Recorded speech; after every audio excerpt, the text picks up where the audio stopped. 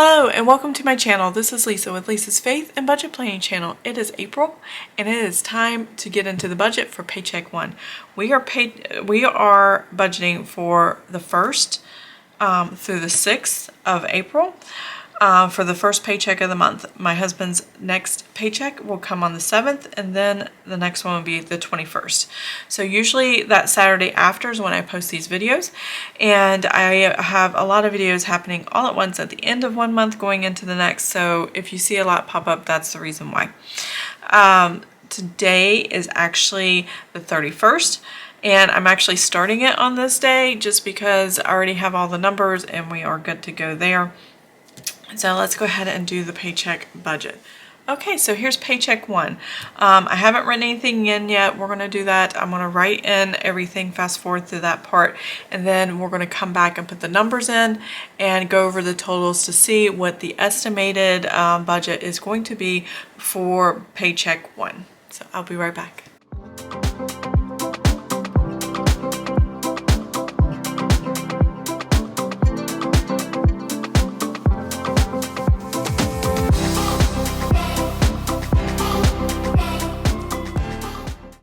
Okay, I am back. So I have everything written down as far as the titles go.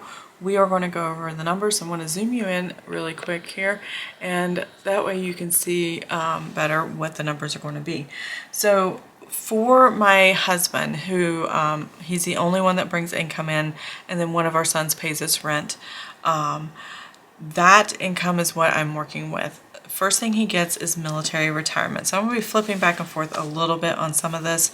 I don't have the numbers right in front of me, so let me kind of flip back here. And that way I can have the right number. Sorry, the glare there. So the first one we have is military retirement, and that is $1,759. You think I'd have it memorized. I write this every month. And 30 cents. It doesn't change month to month. It stays the same. It only fluctuates at the beginning of the year when they do the cost of living adjustment for these for this retirement and disability. So that's the only time those numbers fluctuate. The next one is the disability. So I'm just going to do this off to the side. 235339. There we go. And that right here, so it's $2,353.39. My son, not my husband, my son pays us $779 in rent, and I'm going to put 0 for other. There we go. And this covers any expenses, his part of the mortgage, his part of the utilities, his part of the insurances, his part of whatever. And that covers everything. He still gets to keep money. He gets SSI because he's autistic and cannot work. So that takes care of him. And we take care of him. So there you go. Let's see. We can total these numbers up. Now we know how much we're going to have to work with. Let's total and see what money is going to be available, and hopefully it'll cover everything that we plan down below. Alright, we're looking at $891.69.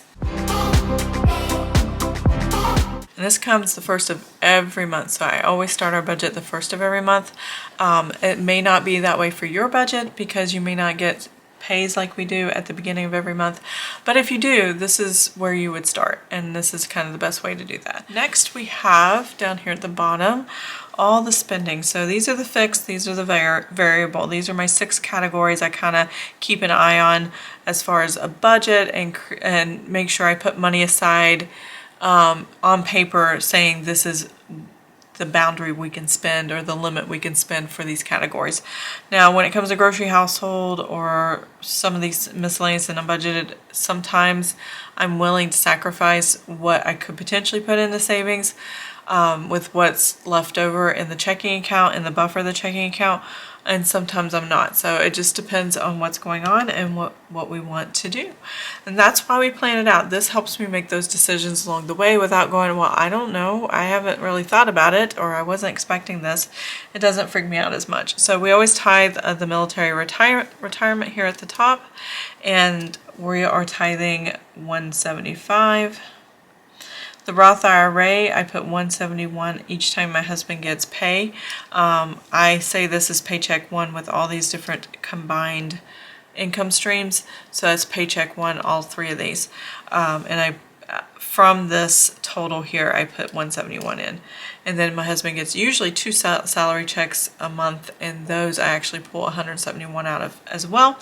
What I'm doing is saving up for 2024's Roth IRA. So there's that. Mortgage. Now our mortgage, we are paying currently $2,477.67. I have started a new video where once a month, in the middle of the month, once all the payment has processed and all the numbers are ready, I will put a video up that shows you where how adding an extra $550 to a principal payment only to the mortgage changes the amortization schedule and puts us ahead in paying off our mortgage. And we're trying to pay it off within 15 years, because by that point we'll be 65, and who wants a mortgage when you're 65 and you don't want to work anymore? So there you go. So that's what I'm doing here, having the mortgage paid off and early, but $550 of this is an extra principal payment. I just have it automatically taken out every month. Spectrum is $192.32, and that is our cable internet phone service that we have out here. And then Jim is our Greater Europe Missions. These are missionaries that we support as well. $256.75. Recently increased it to by $25.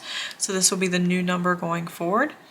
Amazon Music was $9.53. That's my husband's subscription. Paramount Plus is $5.99. So don't forget to put your little subscriptions that are $5, $6, $2, $3, whatever it is, into your budget, because it could really eat away at what you can potentially have available, and you not even realize it if you're not tracking that. So now I need to find water. So I just got the information on how much the water bill is going to be. I didn't have it for my monthly video, but I have it for this one. So $42.76 is what we're paying this month. It dropped a lot, because last month we spent over $57. I don't know if they made an adjustment or what, but I'll have to look at the bill. But that is what the bill says now, and there we are. So there's that. I want to budget my grocery household, and like I said, it's for 6 days, and some of the numbers may seem high for 6 days. All I'm doing there is just protecting a certain amount of money to balance forward to the next paycheck period, so there's plenty for the next paycheck period. So I'm going to start with $300 for grocery household. I'm hoping I don't spend hardly any of this. Hoping to keep $100 to balance forward, but we'll see if I find some good deals or sales. This gives me the opportunity to pay for those things by having a higher budget like this.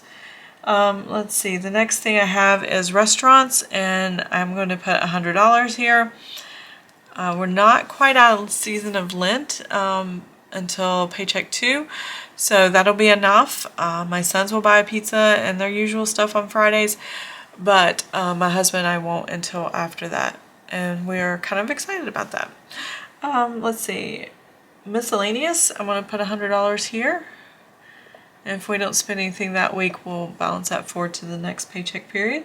And then gasoline, we just filled up. If you saw my weekly check-in for week 5 and closeout for the budget, I just got gas this week, just before the new paycheck period, and so I have a full tank of gas. I won't need any, and my husband has practically a full tank of gas, so that's good.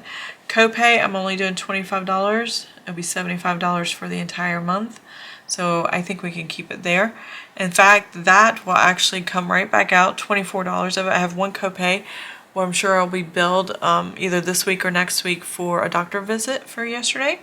And then unbudgeted, I always do 0, but I like to have a line item, so when I do use it, I can write it over here as actual.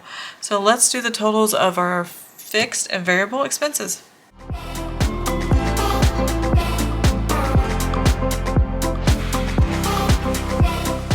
Okay, I am back. So it looks good. $5.75 for spending. I just bought so much groceries and stocked up on things. I don't think I need much more, and $5.75 for the first 6 days of the month should be plenty. As far as a budget goes for these 6 categories, yeah, I'm not too worried because gas is not even going to be used, and I'm hoping to avoid miscellaneous charges, and I know not all of restaurants are going to be used. So we look pretty good there. I'm not too worried about that. So let's total all these numbers up. Now I have $4,891.69 right here at the top for the income. Moving my desk here, sorry. And then, oops, subtract. I'm going to take out the fixed expenses, which is our large number, $3,331.02. And I'm going to take out the $5.75, and that gives me a good whopping $985.67. I'm wondering if I missed anything. I don't think I have. That's just larger than I normally have for the end of paycheck 1, but I will write this number down because I have not pre-planned this. Okay, editing Lisa here. I just realized what I made a mistake with. I did not put Humana Health down. My husband's supposed to cancel it for my son, and he hasn't done it yet. And I don't think it's going to hit in time for April to not be charged, so he'll have coverage for 1 more month with Humana Health. He does have Medicaid as a secondary, and we want it to be primary and not have to pay Humana Health anymore, just to have more income coming in to cover expenses and inflation and all the things. And the Medicaid will definitely cover what my son needs. So I have to change this number, and we are going to put a new number here, and I'm actually going to put it on one of these little sticky notes here. So I need to add 570 to this.